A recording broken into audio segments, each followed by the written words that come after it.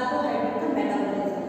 Metabolism जो word होता है उसका मीनिंग होता है हमारी बॉडी के अंदर चलने वाले जितने भी केमिकल रिएक्शन होते हैं उसे हम साथ में मेटाबॉलिज्म कहते हैं। तो कार्बोहाइड्रेट के मेटाबॉलिज्म में हमें बहुत सारे स्टेप्स पढ़ने पड़ते हैं, जैसे कि glycogenesis, glycogenolysis, glycolysis, Krebs cycle और भी बहुत सारे हैं। लेकिन आज की क्लास में हम पहले पढ़ेंगे ग्लाइकोजेनेसिस के बारे में। जो ग्लाइकोजेनेसिस होता है वो दो वर्ड से मिलकर बना होता है, ग्लाइको एंड जेनेसिस। ग्लाइको का मीनिंग होता है ग्लाइकोजन, जेनेसिस का मीनिंग होता है फॉर्मेशन, और दोनों को मिला दें हम तो ग्लाइकोजेनेसिस का मीनिंग होता है फॉर्मेशन ऑफ ग्लाइकोजन। अब ग्लाइकोजन का फॉर्मेशन कहाँ से होता है, तो वो ग्लूकोज से होता है।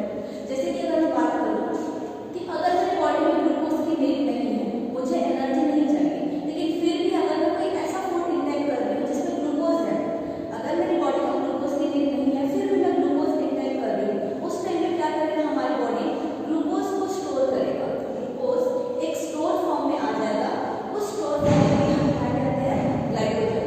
तो ग्लूकोज के स्टोर फॉर्म को हम ग्लाइकोजन कहते हैं। आई होप कि आपको समझ आ गया होगा। ग्लाइकोजेनेसिस दो वर्ड से मिलकर बने हैं, ग्लाइको प्लस जेनेसिस। ग्लाइको का मीनिंग होता है ग्लाइकोजन एंड जेनेसिस का मीनिंग होता है फॉर्मेशन, यानी कि formation of glycogen from glucose. एक एक करके हम देखेंगे कि हमारी बॉडी में एक ग्लूकोज कैसे स्टोर होकर ग्लाइकोजन बनाता है, ये सारे हमारे स्टेप्स हैं। एक एक करके हम देखेंगे। तो सबसे पहला हमारा स्टेप है कि जो ग्लूकोज होता है वो सबसे पहले ग्लूकोज 6 फॉस्फेट में कन्वर्ट होता है।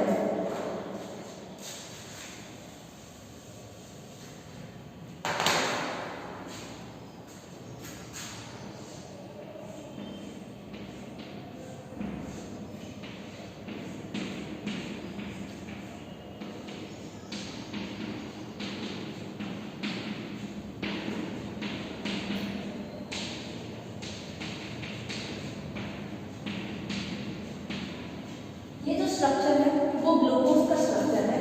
जो ग्लूकोज होता है वो 6 कार्बन वाले मॉलिक्यूल होते हैं। हमारा जो ग्लूकोज है वो 6 कार्बन वाले मॉलिक्यूल होते हैं। तो सबसे पहला हमारा स्टेप क्या था कि जो ग्लूकोज है वो ग्लूकोज 6 फॉस्फेट में कन्वर्ट हुआ है। देखते हैं कैसे कन्वर्ट होता है। ये ग्लूकोज है। अब बात ये आती है कि फॉस्फेट ग्रुप आया कहाँ से। तो मैंने यहाँ पे लिखा है एटीपी एंटर करता है एडिनोसिन ट्राइफॉस्फेट, एटीपी का फुल फॉर्म है, जिसके पास 3 फॉस्फेट ग्रुप है। एटीपी एंटर करेगा, ग्लूकोज के साथ एक फॉस्फेट जुड़ जाएगा और एडीपी बाहर हो जाएगा, यानी कि एडिनोसिन ट्राइफॉस्फेट एंटर करेगा, ग्लूकोज उसमें से एक फॉस्फेट लेगा और एडिनोसिन डाइफॉस्फेट यानी कि 2 फॉस्फेट ग्रुप को बाहर कर देगा। ये ग्लूकोज है। यहाँ पे एटीपी एंटर करेगा, एक फॉस्फेट लेके हम एडीपी को बाहर कर देंगे।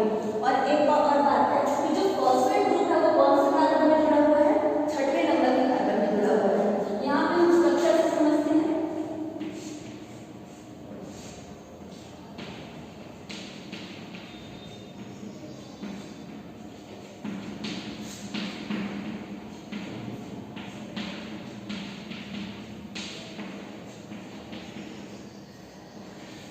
देखते हैं कि ये हमारा ग्लूकोज है, एटीपी आया है, हमने उससे एक फॉस्फेट लेना है और 6वें नंबर के कार्बन में उसे ऐड करना है।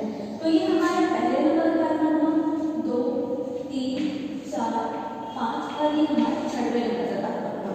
तो इसमें क्या हो जाएगा, अब यहाँ पे आ जाएगा हमारा फॉस्फेट। अब ये क्या बन गया, ग्लूकोज 6 फॉस्फेट। हमारा एक स्टेप कंप्लीट है। ग्लूकोज जो है ग्लूकोज 6 फॉस्फेट में कन्वर्ट हो चुके हैं। एक और बात, ये एक एंजाइम के प्रेजेंस में होता है जिसका नाम है ग्लूकोकाइनेस एंजाइम। ग्लूकोकाइनेस एंजाइम के प्रेजेंस में ग्लूकोज 6 फॉस्फेट में कन्वर्ट हो चुके हैं। मैंने यहाँ पे स्ट्रक्चर लिखा दिया है जिसमें 6 कार्बन वाला ग्लूकोज था, हमने एडीपी से एक फॉस्फेट लिया और 6वें नंबर के कार्बन में हमने फॉस्फेट ग्रुप को जोड़ दिया। अब ये बन गया हमारा ग्लूकोज 6 फॉस्फेट। फर्स्ट स्टेप के बाद हम आगे बढ़ते हैं। ग्लूकोज 6 फॉस्फेट ग्लूकोज 1 फॉस्फेट में कन्वर्ट हो चुका है। हमारा नेक्स्ट स्टेप है, ये हमारा ग्लूकोज 6 फॉस्फेट था, मैं आपको बता देती हूँ। ये एक एंजाइम है फॉस्फोग्लूकोम्यूटेज एंजाइम। फॉस्फोग्लूकोम्यूटेज एंजाइम के प्रेजेंस में ग्लूकोज 6 फॉस्फेट ग्लूकोज 1 फॉस्फेट में कन्वर्ट हो जाएगा।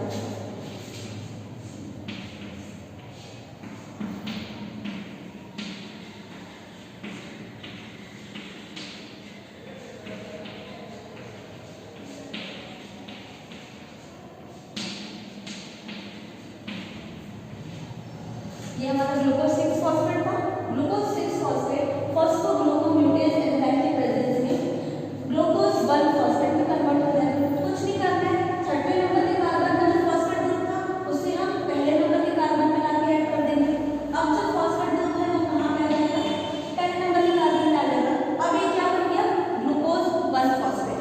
मैं क्लियर कर देती हूँ, हमारा क्या बना था, ग्लूकोज 6 फॉस्फेट बना था फॉस्फोग्लूकोम्यूटेज एंजाइम के प्रेजेंस में। छठवें नंबर में जो फॉस्फेट ग्रुप था वो अब कहाँ पे आ चुका है, पहले नंबर के कार्बन में ऐड हो चुका है। अब ये हमारा बन गया ग्लूकोज 1 फॉस्फेट। दो स्टेप हमारा कंप्लीट है। ग्लूकोज पहले कन्वर्ट हुआ ग्लूकोज 6 फॉस्फेट में, ग्लूकोज 6 फॉस्फेट कन्वर्ट हुआ हमारा ग्लूकोज 1 फॉस्फेट में। आगे हम देखते हैं जो ग्लूकोज 1 फॉस्फेट है वो यूडीपी ग्लूकोज में कन्वर्ट हो गया है। अब हम यहाँ पे देखते हैं कि ये यूडीपी कहाँ से आया। देखो यूडीपी जो है इसका फुल फॉर्म होता है यूरेटिक ट्राइफॉस्फेट। यूरेटिक ट्राइफॉस्फेट हमारी बॉडी में यहाँ पे एंटर करेगा। हम उससे यूडीपी यानी कि यूरेटिक डाइफॉस्फेट ले लेंगे और दो इनऑर्गेनिक फॉस्फेट को बाहर निकालेंगे। इसी को अगर मैं रिएक्शन में बताऊँ,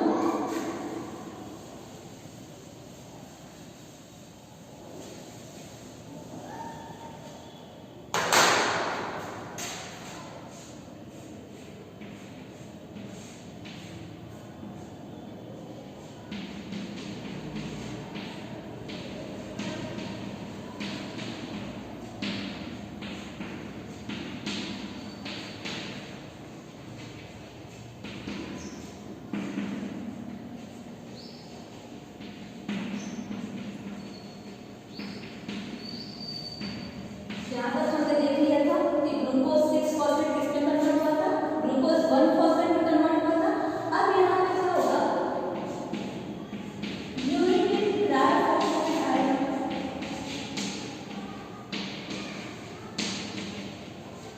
ये है हमारा uridine triphosphate, glucose 1 phosphate plus uridine triphosphate.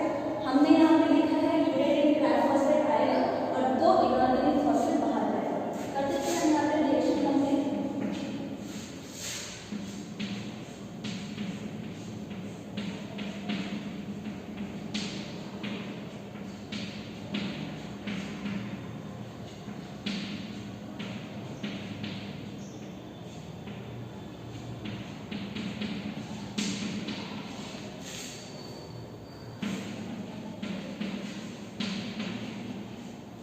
ये अब हमारा बन चुका है यूरेडिन डाइफॉस्फेट एंड ग्लूकोज।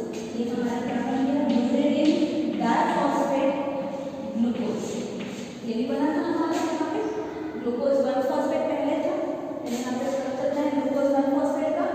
यूरेडिन डाइफॉस्फेट आएगा, दोनों के लिए जब रिएक्शन होता है तो हमारे पास क्या बनेगा, यहाँ से हमें दो फॉस्फेट बाहर भी निकालना है।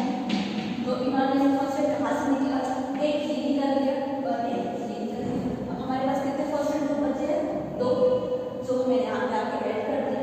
ये बन गया यूरेटिक डाइफॉस्फेट एंड ग्लूकोज